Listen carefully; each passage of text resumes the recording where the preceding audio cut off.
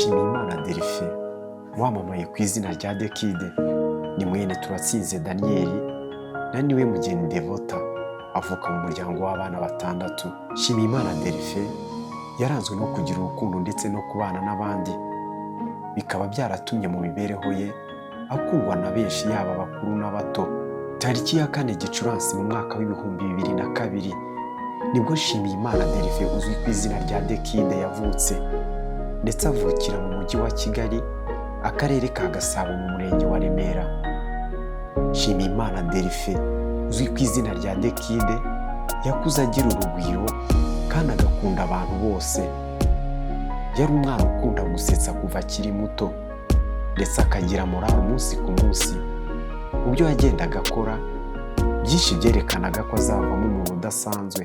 Nshimiyimana Delphin wamamaye ku izina rya The Kid amashuri y'abanza yayize muri Remera Catholique, amashuri yisumbuye ayiga muri College Foundation Sina Gerard, ndetse aza gusoreza amashuri yisumbuye muri APAD. Akirangiza amashuri ye yakomeje gukora ibijyanye no gufotora, ndetse ibikorwa bye byagaragarije benshi ko gufotora ari impano ye. Nshimiyimana Delphin yaje kwamamara mu bijyanye no gufotora, ndetse akorera studio nyinshi zitandukanye bitewe n'ubuhanga yari azwiho mu kazi ke ka buri munsi. Uyu Nshimiyimana Delphin yatabarutse tariki ya 3 Gushyingo umwaka w'ibihumbi 2024. Imana imwakire mu bayo. Delphin yari umwana wanjye wa 5, namubyaye mukeneye maze imyaka 14 nifuza kubyara umuhungu. Nakunda abana b'abahungu, nabyara ko mbyaye nkabyara umukobwa.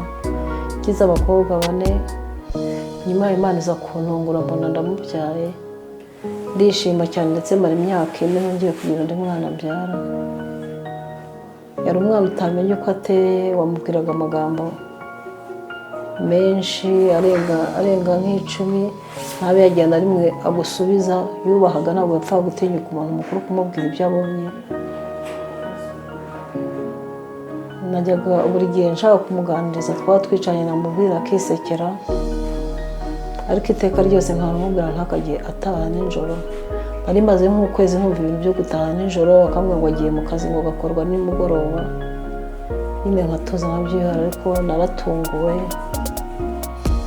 Ariko nibutse ko byose ari Imana iba yarabihaye umuntu, nicyo kirimo gutuza no gukomera. Uko Imana igishatse iraguha, yanashaka ko yakisubiza ibyo yaguhaye.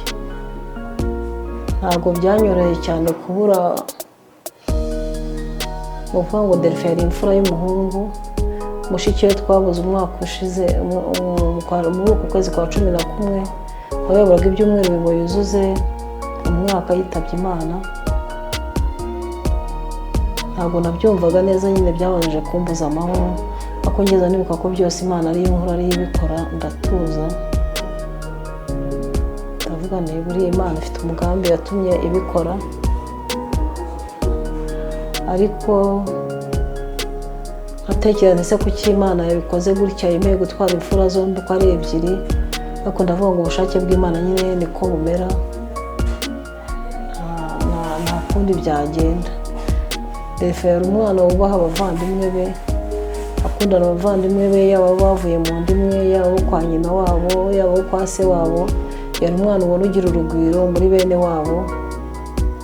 Gusa yari amaze iminsi wumva ameze nk'umuntu ari wakuze, umuntu wese yamugeragaho, usibye ngiye avuga ngo mama, abandi bose akavuga ngo mwana wanjye, mwana wanjye. Ubwo rero ndashima Imana ko yabyemeye ko biba, kuko Imana ntabwo twayivuguruza. Imana ivuze ngo yego ni yego, iyo ivuze ngo oya ni oya. Imana niyo nkuru muri byose, n'iz'umugambi wayo. Gusa nkabona ndi kugenda nigisha abavandimwe bandi bamukurikira. Yakurikirwaga n'umuhungu umwe barushwanaga imyaka 4, hagati yabo hacagamo imyaka 4. Ndi kugenda rero mbabwira bose nti mujye muya ko nta muntu uzi umunsi n'igihe, kuko twamubuze twumva ko yakoze impanuka. Naraye mubarije mbaza mu mwana we, barambwira ngo yagiye mu kazi ntamubonye. Ndi kubwira abavandimwe bose ntimujye muhora mwiteguye, kuko mutazi umunsi n'igihe. Aba rero numva namusabira ko dashira imbere y'Imana yo mu ijuru, Imana imutuza heza kandi Imana ikomeze kudukomeza, ikomeze abavandimwe b'umwana wanjye, nanjye nkomeze na papa we. Imana ikomeze kutugirira neza muri byose ibyo nasaba Imana, ibyo yakomeza kudufasha. Ndashimira n'abantu bose bakomeza kuza kudufata mu mugongo. Imana yo mu ijuru idacyarwa ngo yibagirwe imirimo yayo, izabampera umugisha. Ndashima Imana kuba yari yaramuduhaye igihe twagiranye ibihe byiza, yaradushimishije mu buryo bwose. Yari umwe mu bantu bakundaga kudusetsa kandi nishimiraga kuba ndi mushiki we igihe cyose.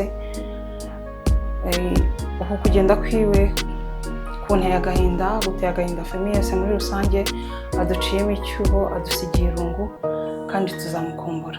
Njyewe ubundi The Kid cyangwa Nshimiyimana Delphin ni njye dukurikirana, ni njye muto mu rugo agakurikira. Noneho ibintu nibuka, ibintu twahuriragamo ni byinshi cyane kuko twaranararanaga njye nawe. Ni nawe wanampamagaraga. Ubundi ingeso atagiraga, ntabwo iyo yabaga ari i Kigali ntabwo yararaga mu gasozi. Yatahaga yaba saa 9 yaba saa 6 yatahaga. Noneho n'igihe yahamagaraga ngo mufungurire, noneho hari n'ubwo twabaga twashwanye akambwira ati mwahita mbwira ati uramutse ntabwo ndi bugufungurire. Noneho nyine akirenga ku buryo bari bujye gufunga yahageze. Noneho ndabyibuka umunsi umwe yarambwiye ngo ariko ono umunsi uzanga kumfungurira abajura bakamfatira hariya hanze nkapfa soza barakurusha abandi. Ngo kuva icyo gihe nimba nibuka neza yampamagaraga rimwe, ubundi najyaga kurya mu telefone simbisansi, yampamagaraga rimwe nkahita namenyaga yuko ari umpamagaye. None umuntu utekereza kumuhamagara aya masaha direct nahananira kuri call nkajya kumufungurira. Hari n'ubwo yanambeshyaga ati nkuzaniye akantu. Nyine hari ahantu yakundaga kujya kugura imireti n'ibiki, akambwira ati nkuzaniye akantu, nkahita amenya ko ari byo yambwiye akagira, nyine nkahita njya kumufungurira direct. Noneho ikindi kintu kimwe nibuka ni uko umunsi umwe yize kubyuka ari nka saa 4 arambwira unava wicare. Undi ntabwo njye nawe nubwo dukurikira ntabwo dukunda kuganira cyane, ambwira ati va wicare nkubwire. Ndavuga ati se bize bite? Arambwira ati ndikumva nazi, ndikumva vuba nshobora gupfa. Yanabimbwiye ejo bundi naratashye. Arambwira ati ndikumva nimvamo gupfa, vayo nkubwire password yanjye ya telefone ni ya momo. Arangije kumbwira ya telefone arambwira ntabwo nakubwira ya momo, uri igisambo wayiba. Ndamubwira narimbwira ya telefone, arayimbwira. Arambwira ati nzanakubwira n'abandi uzagenda ubaza ibikurikiraho. Ndi umuvandimwe wa Delphin, ndi mushiki we. Delphin yari umuvandimwe mwiza, buri muntu wese yakifuza kubana nawe. Nubwo Imana yamukunze kuturusha, nyagasani n'iruko ridashira. Murakoze. Ndi mushiki wa Delphin, niwe wankurikiraga. Twari inshuti cyane kuko twasangiraga byinshi, twagendanaga ahantu hose. Abantu bamuzi nanjye baranzi abenshi. Byambaje, byananembye ku buryo na nisa narabyizera. Ndi mushiki wa Delphin. Delphin ukuntu muzi yari umwana witonda, yari umuntu uca bugufi, ntabwo yakundaga kuvuga cyane. Imibereho ye yabanaga n'abantu bose amahoro. Ikintu kitubabaje ni uko agiye hari ibyo yari yaradusezeranyije tutari dukoze, ariko turizera ko ahari ari heza kurushaho. Imana imuhe iruhuko ridashira, turamukunda, yari umuvandimwe mwiza. Ngiye kwirirwa ndi mushiki wa Delphin. Delphin yari umuntu utuje, mbega ari umuntu w'umunyamahoro nyine utagira umuntu n'umwe wabangamira.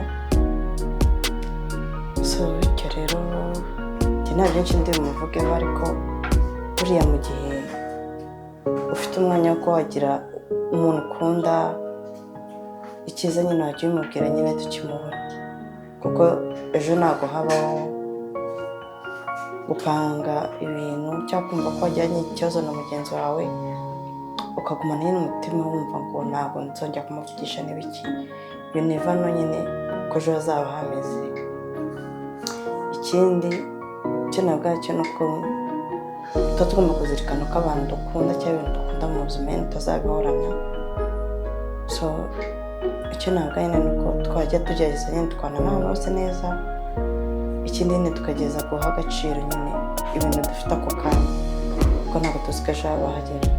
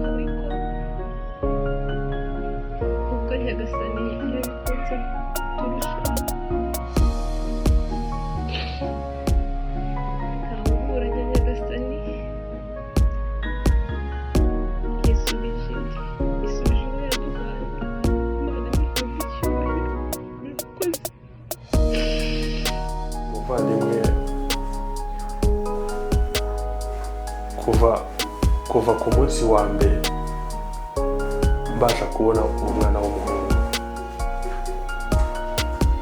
umwana wagaragazaga urukundo, mbese kubisobanura ku buryo umuntu atabasha kumenya uburyo ki abivugamo. Gusa umwana wari utuje, usabana, uhora wishimira abantu, gusa nyine nta kundi ibintu byose umuntu aba agomba kubyakira. Ariko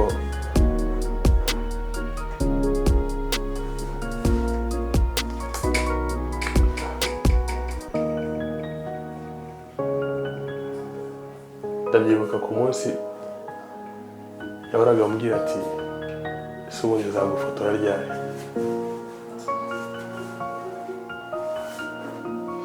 Nuko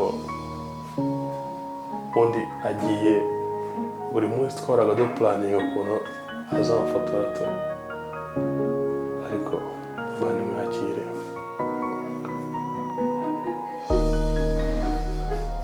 Imana imwakire. Gusa mu gihe gito twabaye cyangwa se uburyo nari muziho, yari umuntu usabana cyane, ukunda abantu. Nuko ni byinshi umuntu amuvugaho ku buryo atabasha kubirangiza, ariko icyo navuga ni Imana imutuza heza mu ijoro nta kundi. Imana imwakire. Urakoze cyane. Nshimiyimana Delphin ukunzwe kwitwa The Kid yari murumuna wanjye,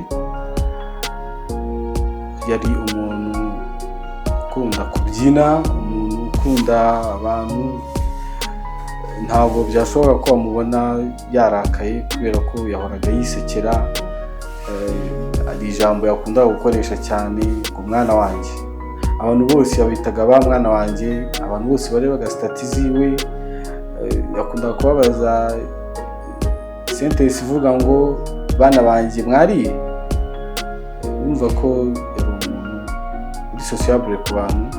Kuba tumubuze rero ni igihombo tugize mu muryango ndetse n'igihugu kiba kigize igihombo, kuko yari umujene uri kubyiruka, akunda umurimo, yakoraga ibijyanye no gufotora. Benshi bari hano barabizi. Reka rero kuko Imana yamukunze kuturusha, ni igikomere, nta nubwo binoroshye ko mu muryango tubyakira, ko nta n'umwaka wari ushize tubuze mushiki wacu nanone, ariko ubwo aba ari ugushaka kw'Imana. Abantu bari hano mwese ndabakomeje, mwihangane, twihangane. Twabuze umuvandimwe, mwabuze inshuti, ariko nta kintu kiba Imana itakizi. Murakoze. Twamenyanye 2020 twiganye senior 4, gusa njyewe narahinduye ngenda ku kindi kigo, ariko mu by'ukuri The Kid twakomeje kuba inshuti ya hafi. Yazaga mu rugo kenshi, yari umuntu najyaga ngerageza gufasha no gusapotinga, kuko ibintu yakoraga ntabwo yabikoreraga buri umwe wese. Noneho yagera ku nshuti ntabwo yitaga ku mafaranga cyane. The Kid yari umwana mwiza muri rusange. Ikintu nari muziho ni uko no kuba hano hantu huzuye hari abantu benshi, nuko The Kid kubaka ubucuti bitajyaga bimugora. The Kid yahuraga n'inshuti yawe muri kumwe umunsi umwe, bwakurikiyeho ugasanga babaye inshuti. Kubaka inshuti ni ibintu byamworoheraga, kuko n'umuntu wahora guseka. Guhera namumenya The Kid ntabwo nari muzi arakaye. Niyo mwashwanaga byabaga ari ibyaho bya brage, kandi yari umuntu uzi gusubira inyuma akamenya ikosa yakoze. The Kid nyuma yaho twakomeje kuba inshuti, tukavugana. The Kid akajya ampamagara ati ndi gukorera hafi y'iwanyu. Ni urugero nk'umuntu ari gukorera akeneye nk'akarahure ka wayini cyangwa ishuka y'umweru, akambwira ati mbabarira uzamuke. Sinabikoraga hari indi nyungu, nuko nabaga nsapotinga inshuti yanjye mu kazi irimo, nkabizana agakora akazi bikarangira nkasubirayo. Namuhamagara cyangwa yaba ari hafi akaza akavuga ati hari ibiryo yakundaga, yabaga azi ko mu rugo bihari, akampamagara akambwira ati bya bintu birahari, nkamubwira ati ngwino, akaza. The Kid ni ibintu byinshi namuvugaho, ariko mu by'ukuri arantunguye. Ni ibintu ntatekerezaga cyangwa numvaga hafi. Gusa Imana imuhe iruhuko ridashira, kandi Imana ibabarira ubugingo bwe, imuhe iruhuko ridashira. Aho atatunganye nk'umwana w'umuntu, Imana imufasha kugira tuzabure mu bundi buzima butari ubu. Turamukunda kandi turamukumbuye. The Kid twahuriye muri fan fair turi mu birori bitandukanye by'urubyiruko bisanzwe. Yari umuvandimwe kuri njye kubera ko bwa mbere duhura, urumva eske twari turi mu kirori, hama arangije umunsi ukurikiyeho arambwira ati Stella, ko nshaka yuko ejo uzaza tukaganira pe, ndumva nshaka umukunzi, kandi ndabizi uziranye n'abakobwa benshi wandangiye, basi nkabona nk'umukunzi. Ndamubwira ati nzagushakira. Ibyo birarangira bivaho. Undi munsi abukurikiyeho nabwo arambwira ati Stella, wansanze fan fair tukaganira.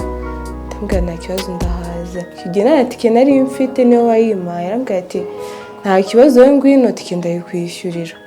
Ngwino nta kibazo tuganire tunasangire. Ndagenda turaganira, turasangira, birarangira. Amasaha yo gutaha turataha. Gusa ikintu njye nagarukaho kuri The Kid cy'umwihariko, The Kid ngewe kuri njyewe nta bintu byinshi wenda twapangaga uretse ko nyine yameze nk'umuvandimwe kuri njyewe iwacu navutse ndi umwana umwe nta muvandimwe nageraga nk'umusaza wanjye yari nka musaza wanjye kuri njyewe kuko namuhamagaraga akambwira ati ndeke ndashonje pe numva nshaka nk'ikintu cyo kunywa akambwira ati nta kibazo mwana wanjye ndaje nguhereze amafaranga agura ikintu cyo kunywa akayamereza nkakigura akambwira ati se ko numva nshaka wenda nko kunywa akambwira ati site ngwino nsange fanfi urabizi nta kintu nakwima nkahaza mu by'ukuri yabanaga neza sinjye njyenyine ni buri muntu wese ndizera neza yuko nta muntu atabwira akakunda kandi atari ukuvuga ngo ni ukubanda gukurikiyeho ikindi kintu pe ni umuntu wabanaga neza ku rwego ruri hejuru pe byari byiza nubwo agiye ntabwo agiye ahabi aheza ni mu ijoro twese turi abagenzi ikintu njye navuga cya nyuma ni ukwihanganisha umuryango natwe inshuti ze tugakomera. Nitwa Mutoni Kevin niyo mazina yanjye bwite. Ikintu nari muriho na The Kid ni umukunzi wanjye twacanye muri byinshi pe byinshi ntabasha gusobanura. Abantu bose bari bamaze kutumenya aho tugiye hose babizi bamwe baraduhimbye n'amazina ati papa Rukundo na mama Rukundo baraje.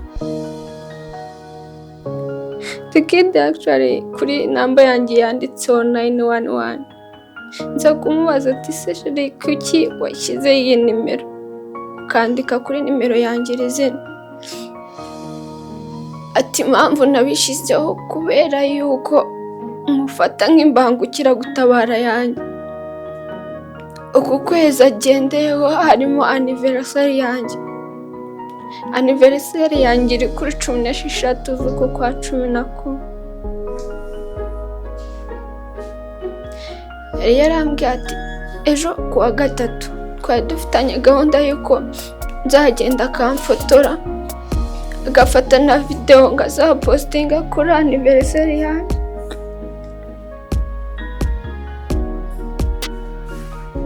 So kubeshya ibi bintu byahereye kuwa gatanu bindimo burundu bimbungamo nkajya ndira nazi ikindi. Video ya nyuma ya postinze nayo niyo ku munsi wa gatanu twari turi kumwe twamaranye ijoro ryose aho bita Funfair twaricaye kuko icyo gihe namusabye permission ati ngiye muri birthday y'inshuti yanjye arambwira ati genda nta kibazo nanjye ndi mu rugo nta hantu namwe ndi bujye. Ndagenda hanyuma ahantu nkora nyine arahazi aza kujyayo atabimbwiye azi ko navuye mu kirori agira ngo antungure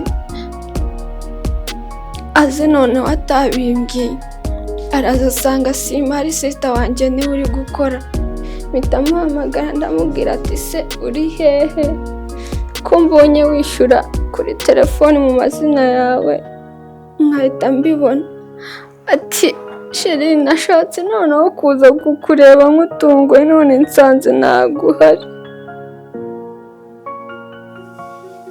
Ndamubwira ati ntago ndava muri birthday ariko ngiye gutega moto nze nkurebe. Atambwira ati oya wiza hano ku kazi reka duhurire Funfair. Naragiye turahahurira turicara arambwira ati sheri ntabwo nshaka kunywa inzoga uyu munsi ndashaka ko tuganira.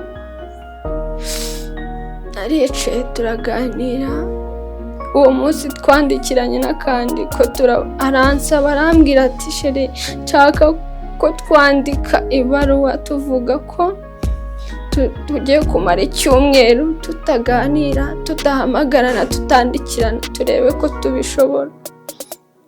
Ndamubwira ati riri wabishobora ati ni ukugerageza turebe ko twabishobora kuko niyo umaze umuntu tutavugana mba numva nkukumbuye.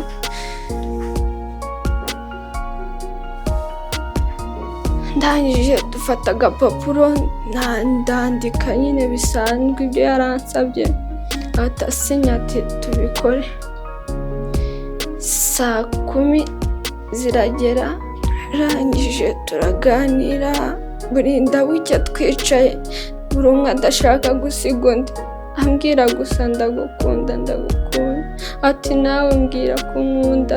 Yahise ansaba arambwira ati sheri ndashaka ko tujya kwifotoza mu kirahure, hari ahantu nyine dukunda kujya kwifotoza. Ati uyu munsi wambaye neza tugende basi nkufotore.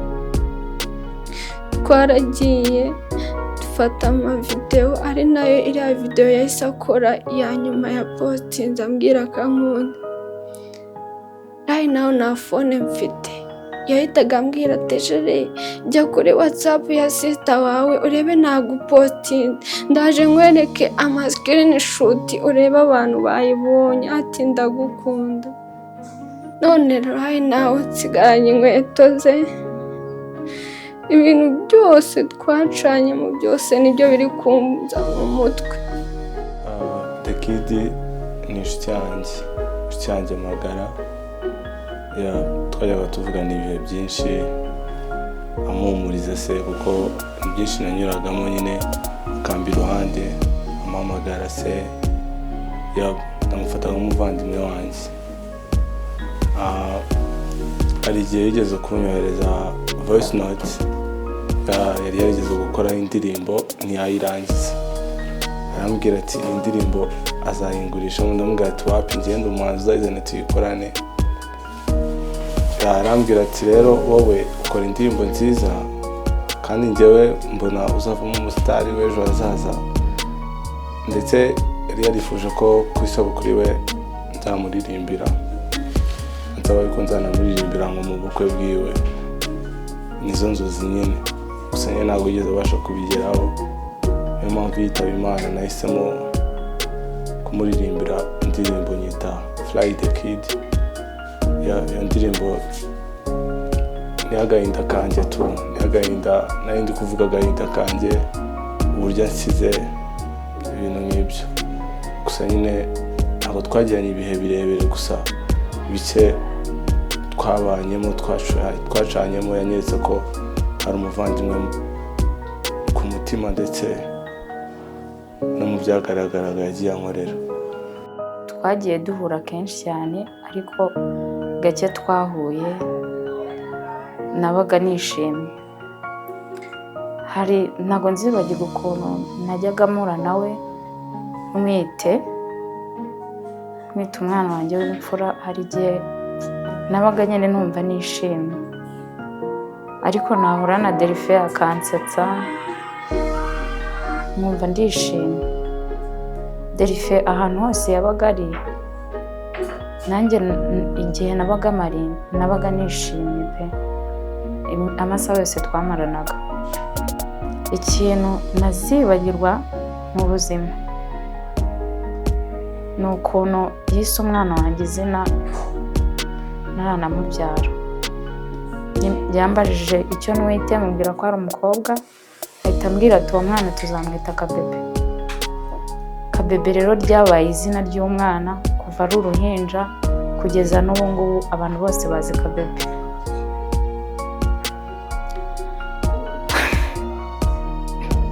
Byaranshimishije kuba mu muryango arimo, gusa nyine agiye tukimukunda, agiye ari umwana muto, nta nubwo bizatuvamo. Hari igishoboka ko twatanga akagaruka twagitanga, ariko ntacyo. Reka akomeze aruhukire mu mahoro, natwe tuzakomeza tumuzirikane.